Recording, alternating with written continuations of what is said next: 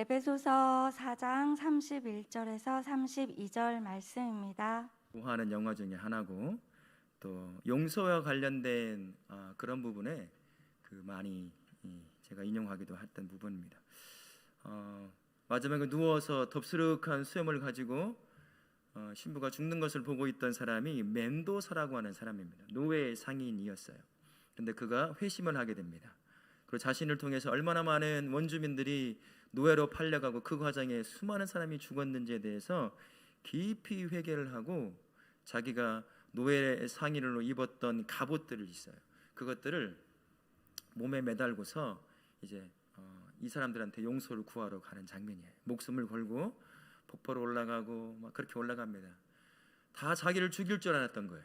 원주민들이 자신의 부모를 끌고 가서 노예로 팔아버리고 가다가 배가 침몰하면 다 죽게 되는 건데, 그런 과정을 겪었던 원주민들이 화살로 자기를 쏴 죽일 줄 알았지만, 그러니까 장면에 나오는 것처럼 그렇게 용서해 주는 것이었어요.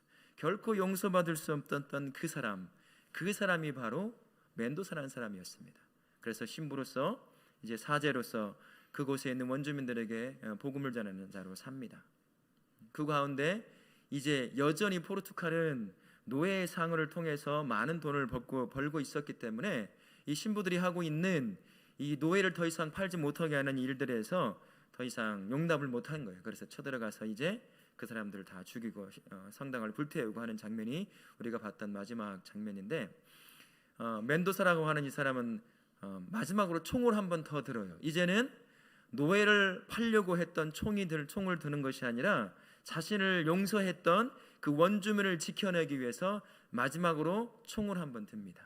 그래서 포르투갈 군인들하고 이제 싸우는 거죠. 그리고 총을 맞아서 쓰러져 가면서 이제 신부가 들고 오고 있는, 이제 제레미 아이언스라고 하는 배우가 신부 역할을 맡았잖아요. 이제 그것을 들고 오는 모습을 보고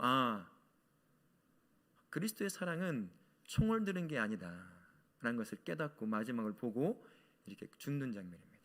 참 용서라고 하는 것이 그렇게 어려운데 누군가에게는 그 용서가 그 사람으로 하여금 엄청난 삶의 변화를 일으킨다는 걸 볼 수 있어요. 저에게도 있어서 많은 어려움이 있고 극복하기 힘든 것이 너무 많지만 그 중에 하나가 있다고 한다면 용서라는 것 같아요. 이 안에 그 용서할 수 없는 그런 상황에 놓여 있어서 그 상황 가운데서 사람을 본다면 참 정말 힘든 것이 바로 용서가 아닌가 싶더라고요. 하지만 우리가 예수 그리스도를 통해서 용서받을 수 없는 용서를 받은 사람들입니다. 우리가 그것을 기억할 수 있어야 돼요. 이 용서라고 하는 것을 우리 가정에 그리고 우리 아이들에게 계속 심어줄 수 있는 그러한 우리 다우라교회 모든 성도님들 되실 수 있기를 축원합니다. 아멘. 우리 사회는 분노 사회라고 할 수 있어요. 이 자동차를 타고 가다가도 이게 조금만 자기 승질에 맞지 않으면 이건 보복 운전하는 것은 그냥 다반사입니다. 그리고 싸움이 일어나고 마치 시한폭탄을 이 안에 품고 사는 사람 것처럼 한번 건드리기만 해봐라, 그냥 확 터뜨려 버릴 테니까, 이렇게 살아가는 것 같아요. 왜 그럴까 생각을 해보면 우리 사회가 용서가 문화화되지 못했습니다. 특히 교회 안에도 마찬가지예요. 제가 알고 있는 이제 직접 본 것은 아니지만 고든 맥도날드라고 하는 목사님이 계세요. 지난 6월달 우리 책에 이제 6월달 이거의 책을 올렸는데, 그 목사님이 참 사역을 잘하던 분이었습니다. 하지만 사역을 하다가 성적인 범죄 가운데 빠져버렸어요. 그래서 모든 사역을 내려놓고 이제 다 끝난 거라고 생각을 하는 거예요. 하지만 그를 알고 있는 수많은 사람들이 이 문제를 그냥 봐두지 않고 이 사람을 살려야 한다, 이 사람이 큰 죄를 짓고 했지만 그럼에도 불구하고 용서해서 다시 사역을 할 수 있도록 감당하는 그런 용서의 문화가 참 많이 있더라고요. 근데 한국에서는 교회 공동체 안에서 한번 이렇게 삐뚤어지면 용서가 안 되는 걸 볼 수 있어요. 끝까지 갑니다. 네가 죽나 내가 죽나, 네가 먼저 용서를 구하나 내가 용서를 구하나, 한번 끝까지 가보자, 이런 것이 있어요. 그래서 사역자가 그 누구든 한번 실수해서 넘어지면 이제 갈 길이 없는 거거든요. 용서를 받을 수 없는 길이 딱 만들어지면 이제 갈 때까지 가는 거예요. 갈 때까지 가요. 내가 뭘 해도 용서받을 수 없다라는 것을 알게 되면 이제 이 사람이 스스로를 내려놓는 것이 아니라 끝까지 가는 거예요. 끝까지. 네가 이기나 내가 이기나 보자. 지독할 정도로 끝까지 가게 되는 거예요. 우리 교회 공동체가 이 용서라고 하는 이 문화를, 이 DNA를 계속 심어주고 키워가고 해야 되는데 그걸 못한다는 것입니다. 누구나 다 실수할 수 있거든요. 자기가 실수하는 것에 있어서는 아무렇지도 않은 것처럼 여기지만 남들이 실수하면 비웃고 손가락질하고 뒤에서 속은대고 그래서 그 사람을 완전히 무너뜨려버리는 그런 게 우리 공동체 안에 있다는 거예요. 한국의 교회 공동체 안에 정말 많이 있어요. 그래서 교회 떠나고 옮기고 막 이런 일들이 생긴다는 것입니다. 문제는 이 용서하지 못하는 문화를 자녀들에게도 그대로 답습하게 만든다는 거예요. 부모가 제대로 못 보여주는 거예요. 용서가 뭔지, 용서받는 그 기분과 느낌이 뭔지를 모르니까 그냥 그대로 답습해서 자녀들조차도 용서하지 못하는, 그래서 시한폭탄을 하나 안고 살아가게 만드는 그러한 문화를 형성하고 있다는 것입니다. 오늘은 우리가 방금 읽었던 것처럼 예배소서 4장 31절 32절 말씀에 보면 서로 친절하게 하며 불쌍히 여기며 서로 용서하기를 하나님이 그리스도 안에서 너희를 용서하심과 같이 하라. 우리는 용서받을 수 없는 죄인이었습니다. 하지만 아무런 대가도 없이 용서를 받은 사람이에요. 그러면 용서 못할 게 아무것도 없는 거예요. 저를 포함해서 많은 그리스도인들이 용서라고 하는 큰 장벽 앞에 그대로 무너지는 것을 보게 돼요. 그러니 교회 공동체가 아슬아슬하고 마치 살얼음판을 걸어가고 있는 것 같은, 언젠가 까지고 터질 수 있는 그러한 모습을 보이고 있다는 것이죠. 용서는 말입니다, 겸손한 자가 다니는 차선이라고 그래요. 차선, 내가 겸손한 사람이 다니는 길이에요. 용서라고 하는 것은. 용서는 겸손이 진짜 필요합니다. 왜일까요? 억울하지만 아프지만 나를 내려놓는 거잖아요.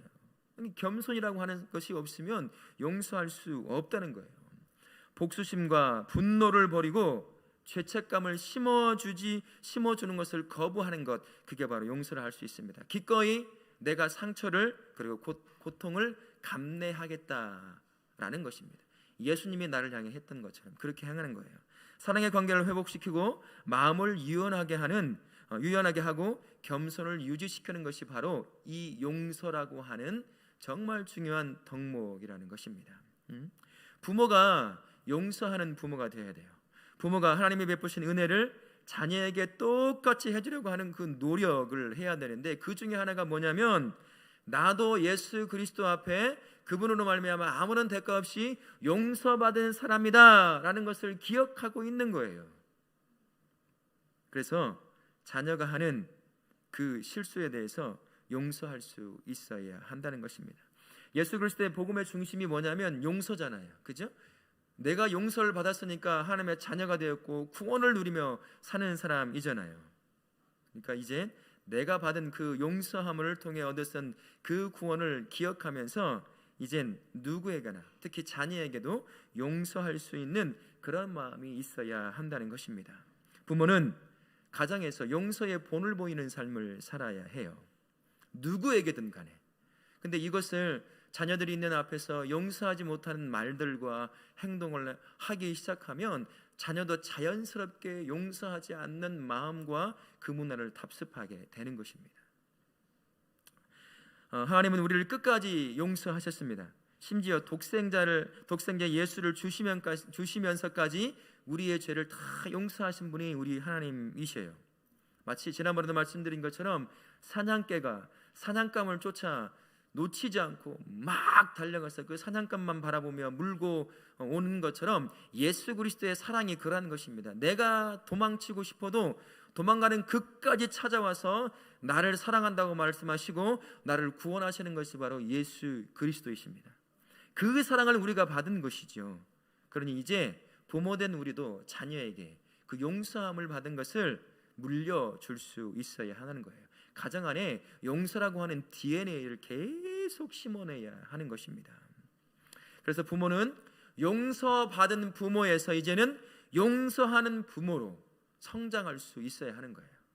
용서를 받은 부모에서 이제는 용서만 받고 살아가는 사람이 아니라 용서할 수 있는 부모로 세워져야 한다라는 것입니다. 용서하라고 한다면 두 가지 포기할 게 있다고 해요. 첫 번째는 자녀의 잘못에 대한 처벌을 내릴 권리를 먼저 포기한다는 것입니다. 이 말은 오해하면 안 돼요. 훈육을 해야 되고 잘못을 가르쳐야 되고 하지 말아야 될 것에 대해서 반드시 알려줘야 하는 것을 그것도 멈춰라는 것이 아니라 우리가 알고 있는 그 처벌이라는 게 있어요. 이 분노에 찬 처벌, 용서하지 못한 마음 가운데서 자녀를 향해 나아가는 처벌은 그거는 안 된다는 것입니다. 그걸 내려놓을 수 있어야 한다는 거예요. 여러분도 한 번씩 경험해 보셨을 거예요. 이것을 가만히 마치 시한폭 같으면 터질 때가 있어요. 그래서 아이를 훈육하고 잘못된 것을 지적하는 것을 넘어서서 분노에 차서 아이들을 혼내는 경우가 있다는 것이에요. 저도 그런 실수를 하고요. 이것을 내려놓을, 이것을 할 수 있을 권리를 포기하라는 것이에요. 내가 훈계를 할 수 있고 훈육을 할 수 있지만 분노 가운데서는 안 된다는 것을 꼭 아셔야 한다는 것입니다. 또 한 가지로는 자녀에게 화를 낼 권리를 포기하라는 거예요. 화를 내지 않으려고 해야 한다는 거예요. 얼마나 화날 일이 많습니까? 자녀가 한 명이면 그나마 덜할 텐데 2명, 3명, 4명 여보세요. 남자아이만 4명 여보세요. 아우, 난리가 나죠. 2명만 있어도 시끌시끌한 게 가정인데 3명도 아니고 4명. 제가 그러는 목사님 중에 남자아이만 4명 있어요. 4명. 더 낳고 싶은데 못 낳아서 못 낳는. 이 4명이 남자아이가 얼마나 나이 차이가 5살, 6살 차이냐면 형 때문에 꼼짝도 못하겠지만 2살, 3살, 1살 이런 차이니까 이제 너나 나나 무슨 차이가 있냐 하면서 이제 조금씩 커가면서 싸우는 거죠. 막 엄청난 것이죠. 이럴 때 화를 어떻게 안 낼 수가 있어요? 조용히 해라 하면 들어주면 좋은데 한 번 말한다고 듣나요? 어떻게 해야 되죠? 조용히! 이 정도는 해야 어이구 놀라라. 잠깐 1분 정도 조용히 할 수 있는 게 아이들이잖아요. 근데 이 화낼 이것을 참아내고 포기하라는 거예요. 이거 훈련이 안 되면 정말 안 되겠더라고요. 저도 지금 훈련하고 있어요. 이걸 오후 예배 때 이 가정과 아이를 두고 시작을 하면서 지금 저도 단단한 각오를 하고 내가 제대로 만들어지면 안 되겠다 싶어서 지금 연습을 하고 훈련을 하고 있어요. 여기까지 올라오는 것이에요. 여기까지 빵 터지기 전에 그냥 고개를 돌리는 그런 것이죠. 이렇게 두 가지의 이 권리를 포기할 수 있어야 한다는 것입니다. 용서는 말이죠, 우리를 분노의 감옥에서 탈출시켜주는 장소예요.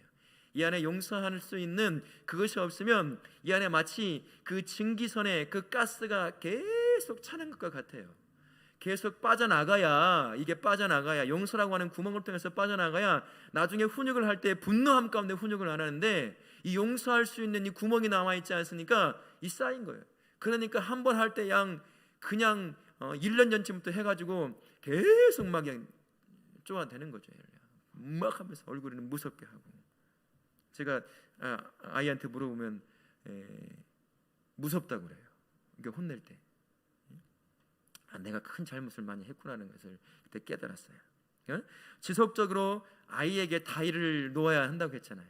무조건적인 사랑, 그 다음에 뭐 관계에 대한 이 관계를 놓기 위해서 이 분노라고 하는, 이 용서라고 하는 길을 항상 열어놓아야 이 다리가 잘 형성된다는 사실을 꼭 기억해야 할 것입니다. 이제 각오를 해야 할 게 있어요. 쉽지 않은 문제일 수도 있습니다. 뭐 어린아이한테 뭐 이런 것까지 해야 되냐, 뭐 이런 말도 있을 수 있겠지만 자녀에게 용서를 구하는 일들이에요.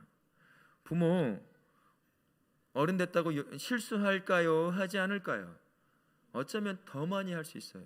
그리고 더 악질적으로 하고 더 고의적으로 하고 더 의도적으로 실수를 할 수 있는 게 악한 부모일 수 있다는 거예요. 아이들은 순수해서 모르니까 그런 실수를 저지른다고 해도 성인이 되는 부모는 더 교묘하게 실수를 할 수 있다는 거예요. 잘못을 저지를 수 있다는 거예요.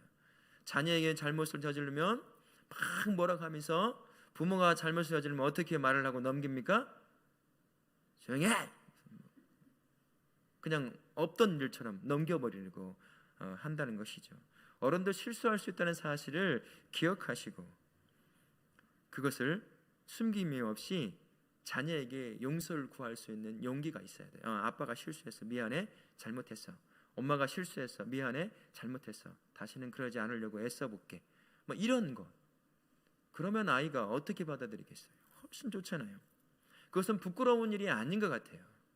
이게 바로 그러한 작업들이 우리 가정 안에 용서의 DNA를 이식시키는 그러한 과정인 것이죠. 아이들에게 용서함을 받는 것, 그리고 용서해 준다는 것이 어떤 느낌인지, 나에게 무엇으로 다가오는지를 그런 시간들을 통해서 경험할 수 있는 거예요. 높은 어른, 나보다 무서운 아빠 엄마가 나에게 실수했다고 용서를 구하는 거예요. 어떤 느낌일까요? 색다른 느낌일 수도 있고, 정말 용서라는 게 이런 거구나, 그리고 내가 엄마 아빠를 용서할 수 있는 사람이구나, 그러면서 밖에 나가서 다른 친구들과의 관계 가운데 실수했을 때 용서를 구할 수도 있고, 변명하고 막 이런 아이들도 있어요. 자기가 실수하고 잘못해놓고서는 이런저런 변명을 계속 되는 애가 있어요. 미안해, 실수했어, 이 말을 못해요. 한 번도 그 말을 못 들어봤기 때문인 거예요. 집에서 가르침을 안 받고 표본을 못 봐서 그렇다는 것입니다. 오늘 부모가 자신의 실수를 인정하고 용서를 구하는 건 결코 부끄러운 것이 아니다라는 것을 꼭 기억하실 수 있기를 바랍니다. 용서는 부모가 자녀에게 사랑을 보일 수 있는 가장 강력한 행동들 중에 하나입니다. 나를 사랑하니까 내가 엄마 아빠가 실수한 것에 대해서 나한테 용서를 구하는구나 라는 것입니다. 부모가 용서를 구하는 것은 자녀와의 이 관계를 지켜낼 수 있는 거예요. 아빠 엄마도 실수하면서 우리에게 실수하면 막 뭐라고 하는 건 자신의 실수에 대해서는 조금 더 잘못했단 말 한마디 안 한다고 한다면 이 관계가 점점 갈라지기 시작하는 것이죠. 용서를 통해 평화를 이루는 법을 보여줄 수 있어요. 용서가 이루어지지 않으면 어떻게 됩니까? 이제 갈등 관계에 세워지는 거예요. 싸우잖아요. 그죠? 근데 용서를 해버리면, 용서를 구하고 용서를 해버리면 평화가 그냥 와는 거예요. 그냥 끝나버려요. 특히 아이들은 어떻죠? 바로 끝나잖아요. 언제 싸우면서 또 놀고 하는 게 아이들이란 말입니다. 문제는 어른들인 거죠. 용서했다고 해놓고서는 집에 가서 다른 말 하고 있는, 그게 어른이잖아요. 또한 용서를 구할 때 나 자신의 이기심을 직면하며 나의 연약함을 깨닫게 돼요. 나도 실수할 수 있고 잘못할 수 있구나. 이 용서를 구하면서 그러니까 자신을 더 돌아볼 수 있는 그러한 기회가 생길 수 있다는 것입니다. 용서를 구하며 부모 또한 하나님의 도우심이 절대로 필요한 존재임을 깨닫는 은혜를 구할 수 있어요. 은혜를 경험할 수 있어요. 나도 실수하는데 하나님이 얼마나 많은 실수 가운데 나를 용서하시고 나를 지금까지 인도해 오셨을까를 경험하는 은혜를 누릴 수 있다는 것입니다. 용서를 구할 때 자녀의 마음에 가라앉아 있는 그 미움에서 자녀를 자유하게 만들어낼 수 있다는 거예요. 용서하지 않으면, 내가 부모가 잘못하는 것에 대해서 아이들에게 용서를 구하지 않으면 그 안에 부모에 대한 실망, 미움, 이것들이 해결되지 않은 채 계속 쌓여가는 거예요. 그죠? 그래서 어느 순간 한 번씩 터지기 시작하는 거죠. 뭐 중이병이 걸렸건, 뭐 사춘기에 들어서건, 그때부터 이제 이 안에 부모에 대한 미움이 이제는 터지기 시작하는 거예요. 입으로 터지고 행동으로 터지고 이렇게 된다는 것입니다. 그런데 부모가 아이에게 실수한 것에 대해서 용서를 구하는 것만큼 큰 은혜가 없어요. 이 관계를 돈독하게 유지하는 것, 그런 좋은 방법이 없다는 것입니다. 우리 다우락교회 모든 부모 되시는 분, 영적 부모 되시는 분들은 자녀들을 향해서 용서를 구할 수 있는 그러한 부모가 되실 수 있기를 축원합니다. 아멘. 또 한 가지는 자녀의 영혼을 향해서 아빠와 엄마가 하나님처럼 너를 향한 사랑을 영원히 거두지 않을 거야 라는 그 메시지를 전달해 주라는 거예요. 용서를 함으로써 아이가 실수하면 얼마나 걱정하겠어요. 잘못했으면 엄마 아빠한테 혼날 것에 대한 걱정이 이 안에 가득 채워지잖아요. 그죠? 그래서 두려움 가운데 있잖아요. 이게 어떻게 해야 될지. 근데 그런 상태에 있는 아이들에게 네가 실수했어도 여전히 나는 조금 더 변함없이 너를 사랑하는 거야. 아빠는 너를 사랑해. 엄마는 너를 사랑해. 그걸 무엇을 통해서 알 수 있냐? 그 실수를 엄마 아빠가 용서하는 과정을 통해서 알 수 있다는 거예요. 그럼 용서를 해야 되죠. 용서한다고 했지만 얼굴 표정은 전혀 용서한 게 아닌, 여전히 인상이 그냥 써있는 용서했어. 그래 용서했어. 이런 것이죠. 그러면 안 된다는 것입니다. 그러면 우리 엄마 아빠는 내가 잘할 때만 나를 사랑하는 분이구나, 이렇게 되는 거예요. 우리 하나님이 내가 잘할 때만 나를 사랑하십니까? 내가 실수하면 너 이 새끼 너 죽었어 그러시나요? 절대 그렇지 않아요. 내가 실수하고 잘못하고 넘어졌다고 해도 여전히 손을 벌려서 나를 사랑하고 끌어안으시는 분이 우리 하나님 아버지입니다. 지금까지 그걸 우리가 사랑을 경험하고 살아온 거예요. 그래서 지금 예배 드릴 수 있는 거예요. 그 사랑을 받았다고 한다면 아이들의 그런 실수, 아이들이 해봐야 큰 실수 얼마나 저지르겠어요. 물론 이제 사춘기가 되고 성인이 되어가면서 실수가 좀 더 커질 수도 있겠지만, 그러나 그럼에도 불구하고 부모가 아이를 용서한다는 그 메시지를 전달해주면 여전히 네가 무엇은 잘못을 해도 아빠와 엄마는 너를 여전히 사랑하고 있어 라고 하는 메시지가 그 아이들의 심령에, 마음에 잘 박힌 모처럼 박히게 된다는 것입니다. 하나님의 사랑을 담아서 아이들의 마음 가운데 용서라고 하는 그 통로를 통해서 아이들에게 사랑을 전해주는 그런 우리 다울학교의 모든 성도님들 되실 수 있기를 예수님의 이름으로 축원합니다. 아멘. 부모인 우리는 하나님에게서 받을 수 없는 용서라고 하는 사랑을 받았음을 꼭 기억해야 합니다. 우리 사회, 우리 교회 공동체는 용서가 참 부족한 공동체입니다. 그리스도인들이 다 마찬가지인 것 같아요. 교회 안에서 트러블이 있을 수 있어요. 어떻게 다른 삶을 살아온 사람들이 어떻게 똑같이 하나가 되어서 같은 한 마음을 갖고 나아갈 수 있겠어요? 안 맞는 게 많잖아요. 부부끼리도 10년, 20년, 30년을 살아도 서로 안 맞는 게 있어서 가끔 티격태격하는 게 부부인데, 아니 다른 사람을 살아와서 다른 삶을 살아왔어요. 문화적 배경, 삶의 경험도 너무 달라요.